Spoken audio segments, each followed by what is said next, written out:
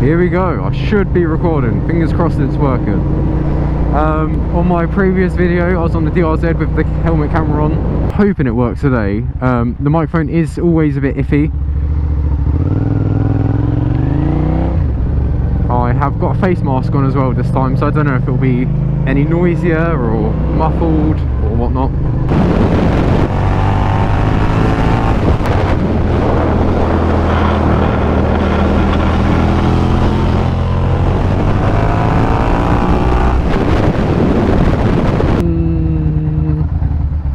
Nope. Now I'm going down this fairly quiet road, or it should be quiet. I'll try and start my little vlog, and that is what I think about this bike as a first sort of big bike for me. So before this, as you know, I had the RS125. So coming from a 125 two-stroke, obviously I'm used to a bit more power than your standard 125, but still, it's really quite a step up, as you would expect.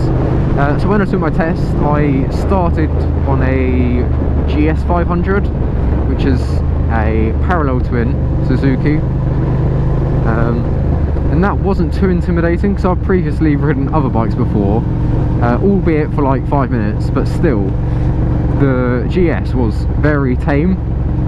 You knew what power you had. It was fairly torquey, so it was, you know, quite exciting. You know, you haven't been on a big bike before, but the only disadvantage was the weight for it, that was the main disadvantage. But after a little while I got put on the MT-07, so I got used to that, and then, cut a long story short, passed my test, jumped on this, and yeah, just went. This was the first bike I rode, and the initial thought was, blimey, this is so twitchy and so heavy, but that's all in comparison to my little 125. So generally, when you're riding, you don't feel it, but obviously when you're at slow speed, you do feel the weight a lot more. Of course I'm used to it now, so it's not that big of a deal, but it's just like manoeuvring from side to side was quite unnatural for me. Like now I'm so used to it. And another thing I'm used to is the engine braking. Especially on a V-twin, it's very, very harsh. So I'll go along now, let off, and you feel yourself slowing down. Whereas on a two-stroke especially, when you slow down, you have to hold the clutch in. Well, you don't have to, you're meant to do with oil and whatnot. So I was not used to engine braking at all. And my initial, like, going around the corner and letting off the throttle, I was like, oh, blimey, that's dipping in. So I'm letting off. So like here, I'd go around the corner, let off, and then it would sort of just chuck itself about. So that's what took a little while to get used to. And then of course the power, being a big V-twin, you got a lot of torque, and yeah, so it just took a little while to get used to. But generally I would say, as a A2 bike, as a first big bike, it's perfect. Well, I say nearly perfect. If you were to get it in the form like this, so not Street Fighter, naked, you'll enjoy it a lot more than if you got a sports one.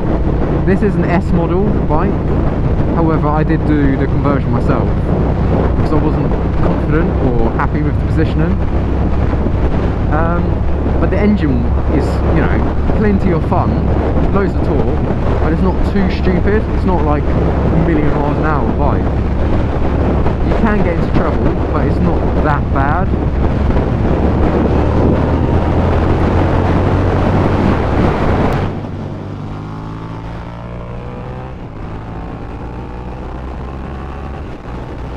This bike definitely does make me laugh. Oh, bugs, lovely. That's the only bad thing about summer. Get all those bugs flying into you. One thing is, since they're on the bars, the turning circle is a bit crap because I've got the heated grip controller and the other cables in the way.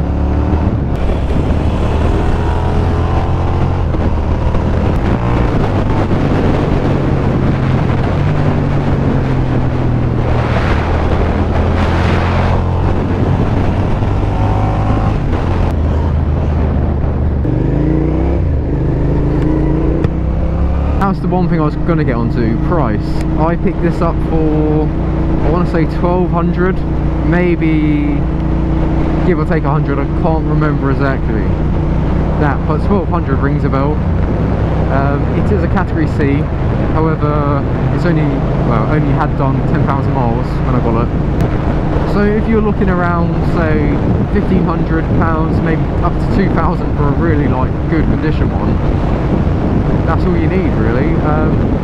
Actually, one of the other bikes I was looking at was the MT-07, and especially as I did my test on it, or was going to be doing my test on it, I thought that is, you know, quite a nice bike. Everyone on A2 normally goes for one, but I'm glad I didn't, because for the cost of it I've managed to get 2 or 3 bikes,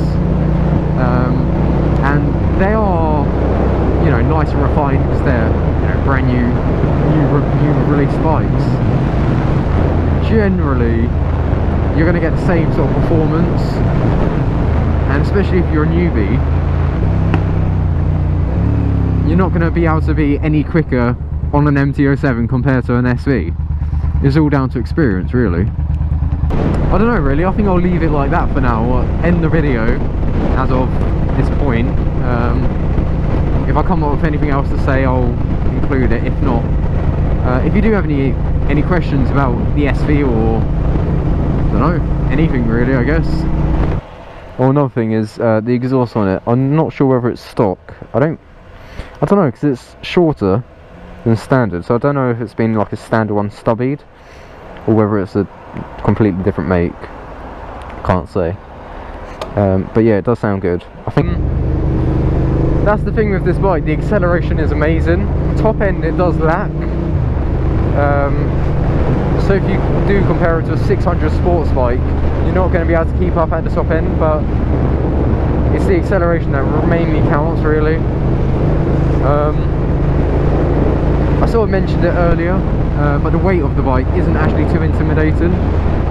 Of course, when you first jump on it, you're going to think, oh blimey, this is a lot more than a 125.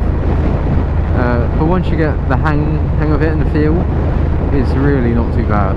Yeah, right, this is gravel as well, so it might wheel spin. Hopefully not. Here we go.